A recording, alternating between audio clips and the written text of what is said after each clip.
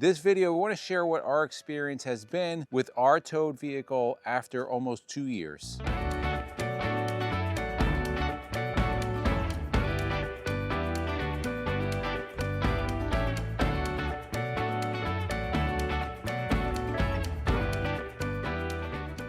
I want to share something with all the motorhome owners out there. Here's a little secret, guys. You don't need to tow a Jeep. I used to think that too, but this video, we want to share what our experience has been with our towed vehicle after almost 2 years. Now, there's a lot of good information because we get a lot of questions on our towed vehicle. Why do we tow what we tow? Before we get into that, make sure you subscribe, notification bells on. We have a lot of informative videos coming out and you don't want to miss them. So let's get right into this. So what are we talking about here? What is our towed vehicle of choice currently? Well, if you've watched our channel for a long time, you know when we had our Bay Star, that Mustang over my shoulder here, that was our towed vehicle. A lot of people commented they didn't know you could tow a Mustang. Well, a 2000 Mustang with a 5-speed is completely flat towable. We had no issue well over 30,000 miles towing that vehicle. However, when we upgraded to our diesel pusher, we knew we had a greater towing capacity. So we were going to tow something that was a little more capable, that had more room, that was more comfortable when we unhooked and were driving around. And while looking for the perfect towed, T-O-A-D, did a lot of research. I was looking, as everybody does,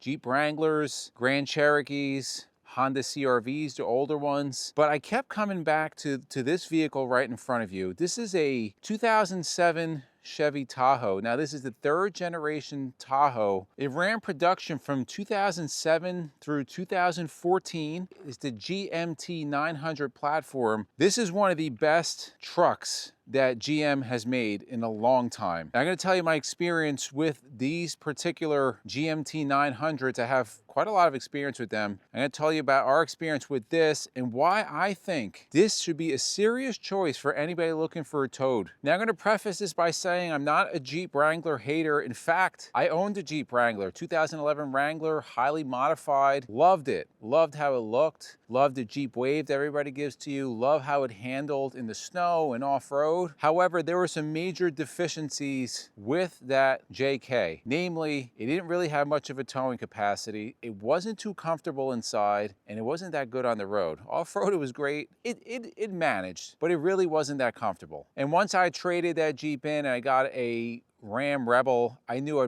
likely was not going back to a Jeep. With that said, we no longer have our Ram Rebel. Was a great vehicle, wasn't for us, didn't make much sense. You lose a lot of room with that bed, and we wind up looking for a different type of vehicle. Now, that led us to this Tahoe. Let me give you a little bit of history on why I was so hot on getting a Tahoe. Now, if you're new to our channel, you may or may not know that I'm retired from law enforcement, and I've had the opportunity to be issued department issued take home several of these vehicles. Now, not all exactly the same. So I had a 2008 Suburban, which they're all on the same platform, same engines for the most part, at least what we have, just different configurations. Absolutely loved that Suburban. In fact, that Suburban was used and abused for well over 10 years, had well over 160,000 miles on it, and was still running just great. It just got pulled out of the fleet to go to auction because it was too old.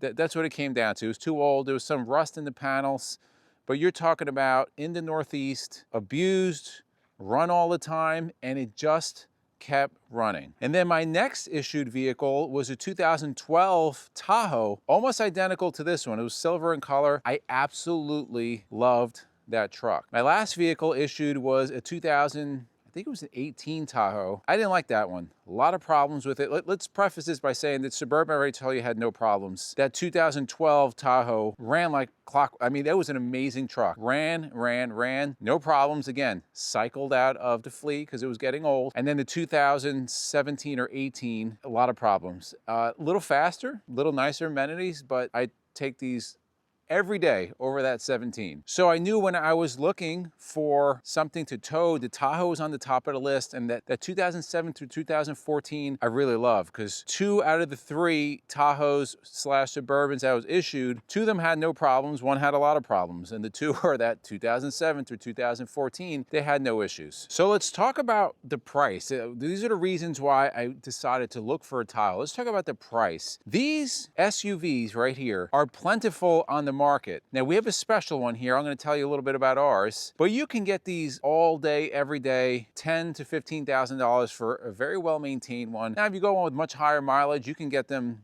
in the under $10,000 quite easily. These units can go 300,000 miles with just routine maintenance. This particular Tahoe was a one-owner Tahoe out of Nevada. It was bought by a dealership here in New Jersey. Original owner, 20,000 miles on it. And you may think we had body work on this. Guys, there was no body work done on this. I cleaned it up. It was very clean inside, but it had 20,000 miles. We now have almost 34,000 miles on this, and I do not regret buying this SUV. Now, part of that reliability, just a workhorse of a truck, is that this is a pretty simple truck. So these come, most common is the 5.3 liter, the Vortec. They also come, I believe, in a 6.1 or 6.2 liter, 4.8, but the 5.3 is the one you're gonna see all day, every day. This one is mated to a 4-speed automatic transmission. It's not a CVT, it's not fancy, it's not a 10-speed, it's a 4-speed, and it works. I want reliability. I want something that's cheap to get parts, that is cheap to have a mechanic work on, that I can change things if necessary. Like for example, the alternator is right here. Look how simple the belts are. The battery, right there. To change the air filters are easy. The fuse box, you see how much room is in here? You don't see this on many modern vehicles. You see the spark plugs? They're all easily accessible. And to get parts for this, they are plentiful online at any big box auto parts store. You don't have to go to your BMW import center, your Mercedes dealer to have an oil change on this. I can change the oil on this in my driveway, full synthetic with a Mobil 1 filter for about 40 bucks. I like that.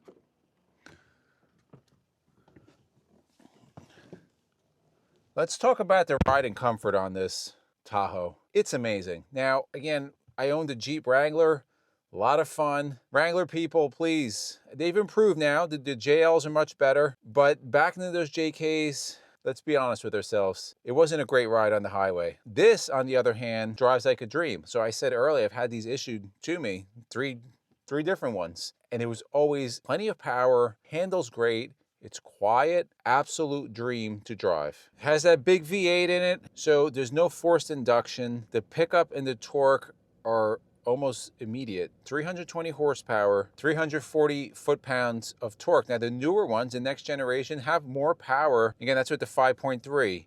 If you go with the larger engine, you do get more power. The 6.2 liter does have more power at 405 horsepower, but this 5.3, this is the one. This is the workhorse. This is the one that's bulletproof. Let's talk about the next big draw for this purchase, is that this is a real SUV. This is a body on frame truck. With that, it has towing capacity. Now these Tahoes, depending on how you had them configured, if you had the max towing package, you had over 8,000 pounds of towing. Our particular unit is over 7,000 pounds of towing. What's more important is the payload on here. I'm gonna open up our door and just read you the payload.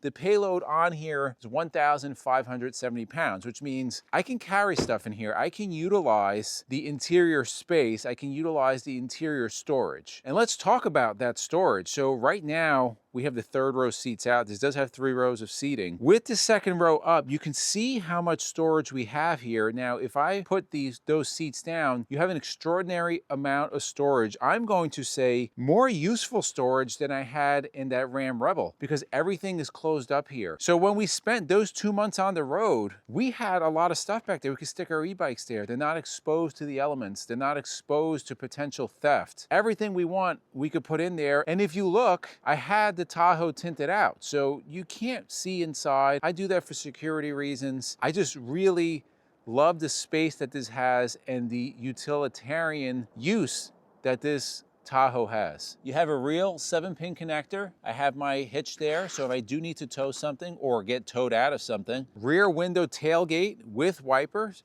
So if I need to open this up to transport something that doesn't fit in that gate closed, I can do that. We have a roof rack, really good amount of clearance, 17-inch wheels and tires, so it's not gonna be a fortune to change these. Goodyear all-season tires. If you put on all-terrain tires on here, this is a great off-road vehicle. Now, is it gonna rock crawl? No, but how many of us are really rock crawling? I'm not. I'm not gonna destroy my truck out there rock crawling. But if you get stuck in the snow, if you need to go a little bit off-road, this is plenty. You don't need more than this. And being that we do live in the Northeast, this has been through snow and it handles wonderfully. It's rear wheel drive. It does have automatic 4-wheel drive, but this is also a true 4-wheel drive. So you can go into 4-wheel high and 4-wheel low. Some of the modifications that I've done on here, and they're very minimal. Obviously the whole vehicle was tinted out in the 5% limo tint. Let's go inside, show you some of the modifications, some of the common issues you may have in here. I'm going to speak about that because no vehicle is without some common issues. So let's talk about another mod, dash cam. I think everybody should have a dash cam. If not, I will definitely have one. And then the dashboard on these. So this was a common problem on both that 2008 and that 2012. These dashboards tend to get cracks in them. So there is a company, no affiliate here, I think they're called Dash Skins. They make custom dash covers that are warranted for life, and they go right over your old dash. And any cracks are covered, or if you don't have cracks, it's going to be guaranteed for life. Over here, I did install a safe. So if I want to keep any valuables in here, it is a lockable safe, and it is bolted in to the actual chassis here. Also upgraded our headlights to get something a little bit brighter going down the road. And finally, I had the whole chassis undercoated professionally with Wolves wax. That's stripping everything down to the metal and then spraying the whole chassis with Wolves wax. The reason why I did that is because one of the weak points on here is the frame. And we're up in the Northeast, and salt and brine will absolutely rust these things out. And like I said, that Suburban did have rust. The Wolves wax is not going to allow that. So if you want more information on Wolves wax, you can Google that. Basically, it's a grease that they put on throughout the chassis. It physically cannot rust. And if there is any rust on there, which again, this was a very clean unit because it came from Nevada, it will stop it in its tracks. So it's well worth it, well worth it. You could do it yourself. It's a little bit of a dirty job. We had ours done, and I'll have that done every couple years, just touch it up. Let's talk about the biggest drawback of this before we get into how easy this is to hook up and how easy this is to be a towed vehicle. Biggest drawback in these 2007s is the active fuel management, meaning it's an 8-cylinder engine, V8. It will cut down from the factory to try to save fuel mileage, which is really not much. It will cut down to 4 cylinders back and forth, and that did cause some issues, long-term reliability. The good news is, being that it's such a common issue, well, there are tuners out there, and you can actually do plug-in modules for about $100. You plug it into your OBD2 connection, and it will run in V8 all the time in 8-cylinder mode. I did have a custom tune done on here from a tuner, and they did delete that active fuel management and gave us a little bit more performance out of this truck. Everything else in here is absolutely stock, and you can see it's just really well kept. Like this, the only thing I do is vacuum this. It's in beautiful condition. Now let's talk about how easy this is to put in tow mode. First thing you need to do is get a base plate and tow bar. Now we do have a Demco base plate. It's actually an e-trailer base plate, a rebadged Demco, which has e-trailer badging. Another great thing about this, it's very easy to put this base plate on. I didn't have to pay somebody. This front bumper is a breeze to get off. We did a full video on that install. Took a couple of hours. I didn't have to pay thousands of dollars to a place to do it for me. Again, simplicity. Bolts, screws, simple. So you get your base plate set up. Doesn't matter who you get it from. Next thing you're going to need is a tow bar. Again, we have an e-trailer. You can use whatever you want depending on what your setup is. And then, of course, a braking system. We do have the Blue Ox Patriot braking system. And then you want some tow lights, and we do have a Demco wireless tow light setup. Now, to get this into flat tow mode, and again, this is flat towable from the factory. We've towed this in excess of 65, 70 miles an hour without an issue, and we have probably about 12,000 miles. No, actually, probably about 7,000 miles on here with no issue. So to answer all our viewers that have been asking, how do you flat tow this? It is very, very simple. So the first thing you're going to do is turn the key, click, but not all the way on. You're going to put the transmission into neutral, as you can see here, it's in neutral. Then we're going to go over to the 4-wheel drive. We're going to spring load it. We're going to turn it over and hold it until we see a red neutral light start blinking. And there it is, it's blinking. We are now in flat tow mode. I'm going to put this in park, If I let go of my brake, we're going to start rolling because the transfer case has disconnected and you can't see it, but we are rolling. And it's that simple. You put the vehicle back in park, take your key out, and that's it. If I go back and put the key back in, you're going to see that it is still in neutral. Once the transfer case is disconnected and everything is in neutral, you will flat tow this like any other vehicle with no issue. Now to get it out of flat tow mode, it's even easier. So what we will do is, again, turn the key just before the ignition goes on. We're gonna go into neutral again, and then we're going to go over here and we're going to put everything to number 2. And that red light will go off. We'll put it back in park. And that is it. We are back in normal mode. We just wrapped up 2 months on the road towing this. Zero regrets buying this truck. I love this truck. You gotta ask MJ. She has the Tesla, has all the fancy whistles and screens. I'll take this any day. When it's snowing out, we're in here. When we're on a long trip, we're in here. It's safe, it's reliable, it's easy to operate. Do you get great gas mileage? No, 14.2 miles per gallon, but I plan on having this for a very, very long time. One other thing before we close up, what I'm talking about the Tahoe, also same years, Silverado, Yukon, Suburban, any of those GMs with that 5.3 liter or those engines I mentioned before, 2007 through 14, are incredible vehicles. In the comments below, let us know, what do you think about this truck? Have you owned these? I don't know anybody that's owned these that hates them. If you take care of them, they take care of you. Also, if you want to see a video on how we install that tow bar, we're gonna link it right up here. Thank you for watching, and we'll see you on the road.